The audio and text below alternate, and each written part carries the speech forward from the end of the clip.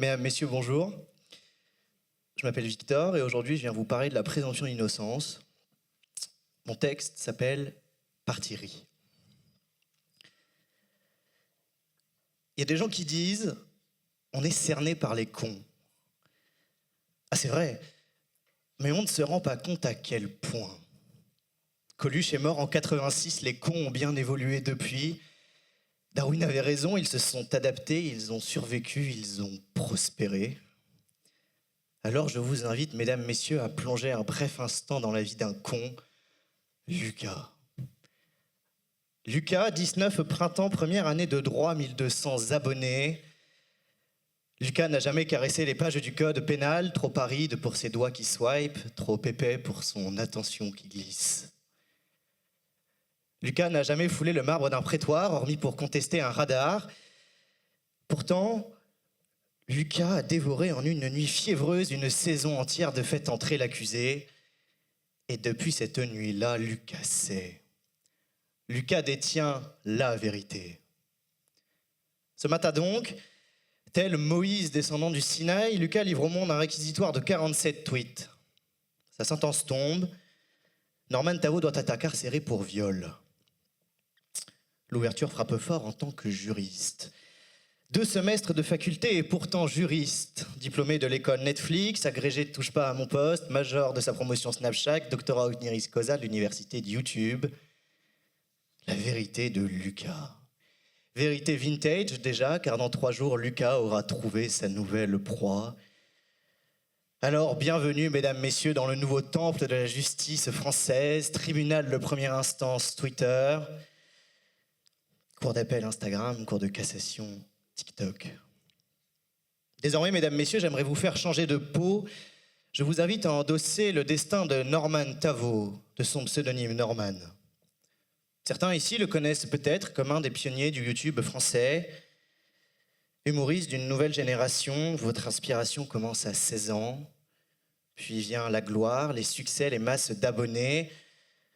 En 2018, vous faites partie de ce club des anciens. Après tout, vous êtes père de famille, marié, vous et vos 31 balais. Puis ça bat la foudre. 2018, le hashtag balance ton youtubeur déferle. Plusieurs témoignages vous accusent de harcèlement sexuel. 2020, une internaute québécoise, mineure à l'époque des faits présumés, porte plainte au Canada. Elle vous accuse de lui avoir demandé des photographies à caractère sexuel de manière insistante. Janvier 2022, le parquet de Paris ouvre une procédure, 6 plaignantes, 5 plaintes pour viol. 2 d'entre elles étaient mineures lors des faits présumés. 5 décembre 2022, vous êtes placé en garde à vue. Les accusations viol et corruption de mineurs. 15 décembre 2022, une 7e plainte est déposée, vous êtes de nouveau convoqué. Octobre 2023, classement sans suite, le parquet est clair, les infractions sont insuffisamment caractérisées. Les échanges étaient, pour citer le parquet, consentis, sexualisés, sans ambiguïté. Mais ne vous méprenez pas, je ne suis pas ici pour défendre Norman, je ne suis pas ici pour l'absoudre. Ce n'est pas mon rôle, et c'est justement ça le problème. En près de 4 ans, la vie d'un homme s'est effondrée, Norman était créateur, il est créature. Il est celui qu'on ne voit plus, mais celui qu'on épie, il est celui à qui on ne parle plus, mais celui dont on glose à l'infini. Norman a théoriquement bénéficié de ce que nos ancêtres nommaient la présomption d'innocence, du latin presumtio, présumé, supposé avant de savoir. Gravé dans le marbre de l'article 9 de la Déclaration des droits de l'homme et du citoyen, tout homme étant présumé innocent jusqu'à ce qu'il ait été déclaré coupable. Tout homme présumé innocent, mais par qui jugé coupable. Qui siège aujourd'hui au tribunal de l'opinion dans notre société du clic et du clash. Chacun s'approprie juge, avocat, procureur. Alors, mesdames, messieurs les jurés, je suis désolé, mais vous ne servez plus à rien. Vous, vos licences, vos maîtrises, vos doctorats, du beau papier bien encadré pour décorer les ruines. Désormais, tout tient dans une formation avec Lucas comme souverain et les réseaux comme tribunaux de la République. Dans la même déclaration des droits de l'homme et du citoyen, l'article 9 vient avant l'article 11, logique. L'innocence vient à la parole, ce n'est pas un hasard, c'est une hiérarchie. Et cette hiérarchie, Lucas l'a enterrée. Car voyez-vous, sur ces réseaux bénis, on ne partage plus le pain, on partage la curée.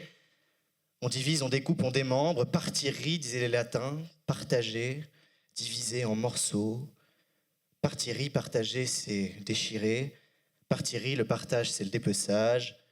Présomptio innocentia et partita est. On a tué la présomption d'innocence.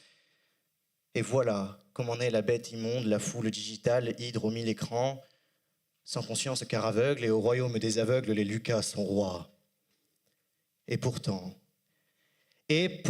il existe dans ce pays une justice qui prend son temps, une justice lente, certes, mais qui doute avant de condamner, qui exige la preuve, qui protège avant de punir, siècles de tâtonnements, de tyrans renversés, d'innocents réhabilités pour que naisse ce principe fragile. On ne condamne pas parce qu'on croit, on condamne parce qu'on prouve. Le Code de procédure pénale, par soi la numéro 2516 du 15 juin 2000, proclamait fièrement « Les atteintes à la présomption d'innocence sont prévenues, réparées, réprimées ». Concrètement, qu'est-ce que ça veut dire ? Ça veut dire que moi, comme vous, comme Norman, ne peut légalement être présenté comme coupable avant une condamnation définitive. Personne ne peut théoriquement dire, écrire « le violeur Norman ». La loi prévoit même un droit de réponse, une action en référé pour faire cesser l'atteinte des dommages et intérêts. Sur le papier, c'est beau, sur le papier, ça tient. Mais la justice, elle, ne peut pas effacer un tweet en moins d'une seconde. Elle ne peut pas rendre à un homme ses années où ses enfants ont grandi avec accolé à leur nom le mot violeur comme triste particule. Elle ne peut pas rendre à un homme sa dignité. Norman Tavo, harcelé comme une bête trinquée, insulte, filmée, bousculade répétée, choisit l'exil thaïlandais. Fuite salutaire ou aveu de culpabilité, si vous restez, vous êtes arrogant, si vous partez, vous avouez. YouTube tranche net, démonétisation. Norman pleure à l'écran le 11 août 2024 devant 12 millions de personnes qui l'ont aimé, puis haï, puis peut-être oublié, car Norman, c'était hier, on est déjà passé à autre chair. Car voici la mécanique des foules, ce qui vous porte en triomphe vous porte en tombe. Entre l'ovation et la lapidation, il n'y a qu'un retweet qui tombe.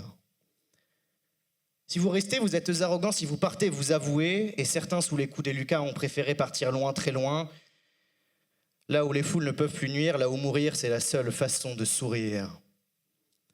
Manav Singh, Armando Vega-Gil, deux vies pour ne citer qu'elle, emportées par la mort, deux vies éteintes parce que des milliers de Lucas se sont érigés en juges, que dis-je, en bourreaux, bourreaux sans uniforme, bourreaux bénévoles, bourreaux amateurs qui croient faire justice. Alors, mesdames, messieurs, il est grand temps.